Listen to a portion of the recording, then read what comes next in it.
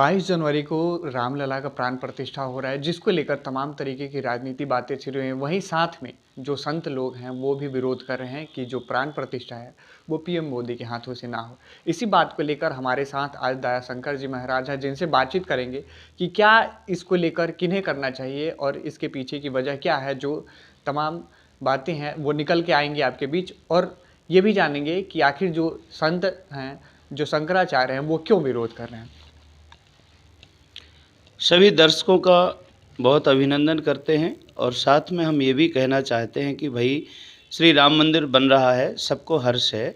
राम पूरे विश्व के नायक हैं, वो एक ऐसे महान आदर्श व्यक्तित्व के धनी हैं और प्रभु राम का जो जीवन चरित्र और चिंतन है वो समष्टि के हितकारी है, क्योंकि प्रभु राम ने ज्यादती को इंटरनेशनल लेवल तक रोका है। माने गुंडागर्दी को, आतंक को, अपराध को, क्राइम को प्रभु राम ने भारत ही नहीं, भारत के बाहर, बाउंड्री के बाहर जाके भी दुनिया को शोषण से, द्रोह विद्रोह से मुक्ति प्रदान की है। तो राम जी का चरित्र तो सारी दुनिया को स्वीकार है। और मंदिर के प्राण प्रतिष्ठा की बात जो प्रधानमंत्री के माध्यम से है, तो सिर्फ देश ये कहता है कि जिस हेतु से राम अवतरित हुए, विप्रधेनु सुर संत हित लीन मनोज अवतार, राम आए हैं गोदुज धैनु देव हितकारी, कृपा सिंधु मानुष स्तनधारी। हमारा जो पुराना वाला संविधान की प्रति है, जिसको हमारे अश्विनी उपाध्याय ने बताया कि कुछ वर्ष पहले कांग्रेस ने एक पाप किया, हमारे पुराने संविधान की जो प्रति है ना, उसको ही बदल दिया। उसमें संपूर्ण राम राज्य की परिकल्पना है, लेकिन हम संविधान की यदि प्रस्तावनाओं को ही ठीक से समझा पाएँ देश को, जिसमें हमारी जो मूलभूत 5 बातें हैं, जो संविधान जहाँ से हमारी संप्रभुता, स्वाधीनता, बंधुता, न्याय, ये सारी जो संविधान की प्रस्तावना में चीज़ें हैं, यदि इनको हम जनता तक ले जा पाएँ कि कैसे हमारी बंधुता होगी ना, तो ये जो आज राम के लेकर के, अभी संतों को लेकर के कोई किसी को जाति सूचक शब्द बोल रहा है, अरे प्रभु राम ने तो जो हमारे देश की जो व्यवस्था है उसमें जो ये इस देश में सभी प्रकार के दुनिया भर के लोग रहते, क्योंकि ये जो गुलदस्ता है ना भारत, यहाँ सब प्रकार के दीनहीन दुखी प्राणी शरणागति लेकर के आए और यहाँ के सक्षम समृद्ध समाज ने उन्हें शरणागति दी। अब यहाँ की एक आचार संहिता है, एक तो यहाँ का शास्त्र सम्मत जीवन है। अंग्रेज आए, मुगल आए, आक्रांत आए, उनने हमारी आचार संहिता, जो शास्त्र सम्मत जीवन जीता था भारत, उसके आधार पर ये राष्ट्र समृद्ध रहा है, दुनिया को शरणागति देने के लिए सक्षम रहा है। एक तो उन्हें हमें लूटा, क्योंकि यहाँ के जो लोग थे ना वही अशास्त्रीय हो गए आपस में। जब इनमें फूट हो गई, विलासता में डूब गए, तो आक्रांताओं ने देखा कि यार तुम तो रंगरेलियाँ मना रहे हो, हमारे बच्चे भूखे मर रहे। क्योंकि दुनिया की बसावट कुछ ऐसी है, दुनिया में ऐसे बहुत सारी कंट्री हैं जहाँ पर उत्पादन नहीं है, प्रकृति समृद्ध नहीं है। भारतवर्ष वह जगह है जहाँ 26 प्रकार की क्लाइमेट जोन है। यहाँ ये देश इतना पोटेंशियल है, हमारी धरती ये समृद्ध देश है। इसलिए जो हमारे 9 खंड हुए ना, अफगानिस्तान, पाकिस्तान, बांग्लादेश, भूटान वगैरह वगैरह, ब्रह्मदेश, बर्मा, ये जो खंड खंड हुआ है भारत, कारण उसका है। यदि हम समृद्ध लोगों ने चिंता की होती अभिभावक बन के, मैं बहुत निवेदन पूर्वक, विनम्रता पूर्वक कहना चाहता हूँ कि हम यदि अपने, जिस तरह से प्रभु राम ने दुनिया में जो गुंडे, रावण जैसे गुंडे, कंस जैसे गुंडे जो थे, वो तो भाई हिंदू ही थे ना। अरे अपराधी की कोई जाति नहीं होती है। जबरदस्ती ये जो उलझाए हुए हैं ना वर्तमान सत्ताधारी, मुसलमान तुम्हें खा जाएंगे, जो हिंदू गोहत्या कर रहे हैं, जिनके कत्ल खाने चल रहे हैं, जो सत्ता में बैठ करके राम राज्य की बात करने वाले गौमांस बेच रहे हैं, क्या ये हिंदू नहीं है? किस हिंदुत्व के मानकों की तुम बात करते हो? तुम्हारे मिनिस्टर हैं जिनके ऊपर तस्करी के अभियोग हैं, काय को नाम खुलवा रहे हो कलंक के लिए? हम क्यों खराब करें अपना मुखमंडल? इसलिए औकात में रहो, ज़्यादा तमाशा मत करो। संतों ने जो कहा है, हम तो इतना ही कहेंगे, प्रधानमंत्री जी, यदि तुम्हें भारतीयता से प्रेम है, भारतीय संस्कृति से प्रेम है, नहीं है तो हो जाना चाहिए। कम से कम माता जी की अंत्येष्टि करने के बाद तुम छौर कर्म करवा लेते, मुंडन करा लेते, अपनी दाढ़ी मूछ मुड़वा लेते। तो जो भारत की शास्त्र परंपरा, यदि तुम सनातन के नियमों को नहीं मानते हो, तो आगे आगे चढ़ाए जैसी नाव बन करके काय को तुम घुसे फिर रहे हो भैया?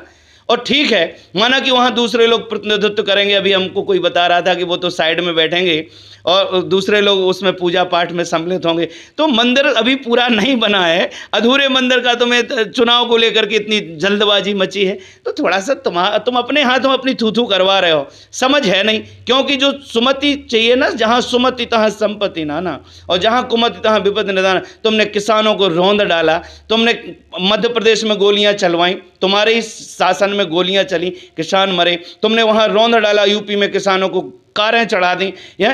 ये तुम्हारा आचरण ठीक है? तुम देश चिंतक, शुभ चिंतक हो गया देश के, तुम्हारे ही समय में कितने अपराध हो रहे हैं। तुम्हारे वो कौन से हैं, वो जो तुम्हारे इसके बनारस यूनिवर्सिटी में, जो BHU में जो अब 2 महीने पहले जो अपराध हुआ है, बच्चों ने एक वहाँ की छात्रा के साथ कुकर्म किया है, ऐसे रेपिस्ट तुम्हारे द्वारा पले हुए जो तुम घुमा रहे हो, जिनसे चुनाव प्रचार करवा रहे हो, तुम्हारा चरित्र तो उजागर हो गया है। जबरदस्ती का तुम ये जो खोल ओढ़े हो ना जय श्री राम का, इसको उतार देगा ये देश। और आ रहे हैं मजबूत कलाई वाले भारतीय जवान किसान जो इस देश की रीढ़ हैं, सरहद से आ रहे हैं संसद तक। होश में रहना, चोर डकैत, कांग्रेस चोर है तो भाजपा डकैत है। तुमने कम नहीं लूटा देश को, 10 साल हो गए। गिड़गड़ा गड़ा के संतों ने, पूज्य संतों ने क्या कहा है? हमारे पूज्य श्री मलुक पीठाधीश महाराज परम संत हैं बेचारे, पूज्य पुरी वाले शंकराचार्य जी महान संत हैं, पथमेड़ा वाले महाराज जी लाखों गायों का किस तरह से संकट काल में और कब से वो सेवा कर रहे हैं, कैसे वो सुंदर व्यवस्था चाहते हैं कि इस देश में हर एक घर में गौ माता की सेवा हो। और ये इस देश की जो कृषि व्यवस्था पूरी तुम्हारे बाजार के गिरफ्त में आ गई, ना बीज बचा, ना खाद बचाना, ना उनके पास कोई विचार बचा, ना ऊर्जा बची, ना पानी बचा।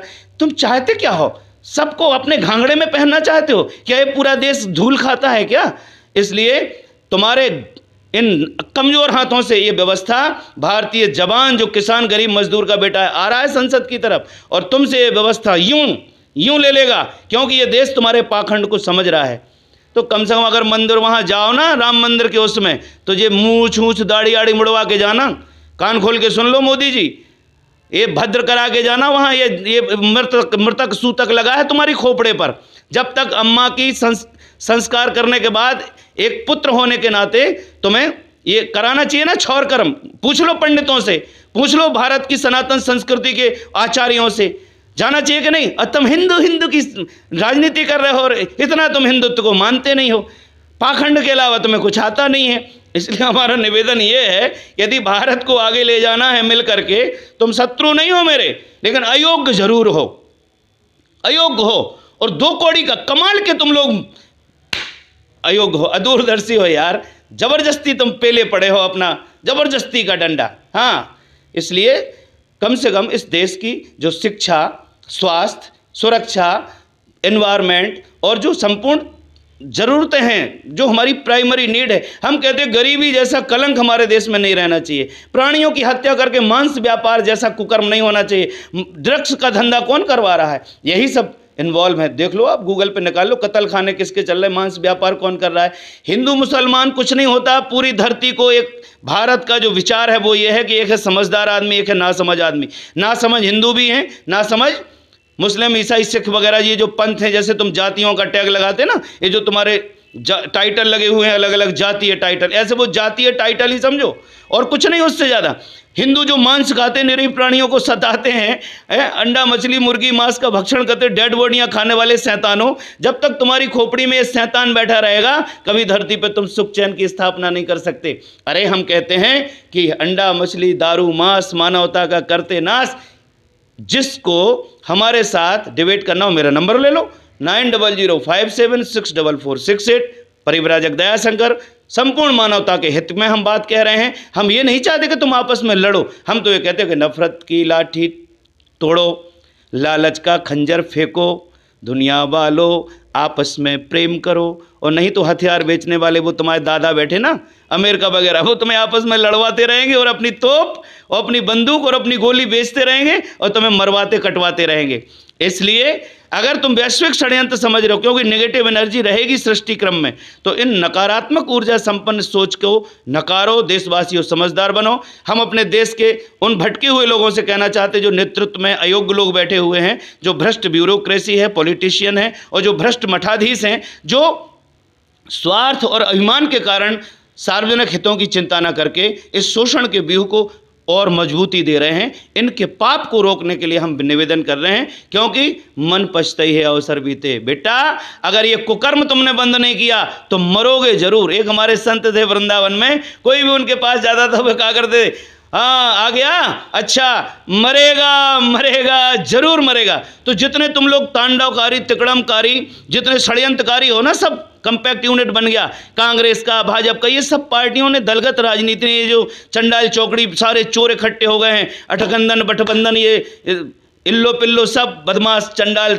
ये सब सारे चंडालो साइड हो जाओ। अब 3 संहारत राष्ट्र को सती संत और सूर, और 3 बिगाड़त राष्ट्र को कपटी कायरकूर।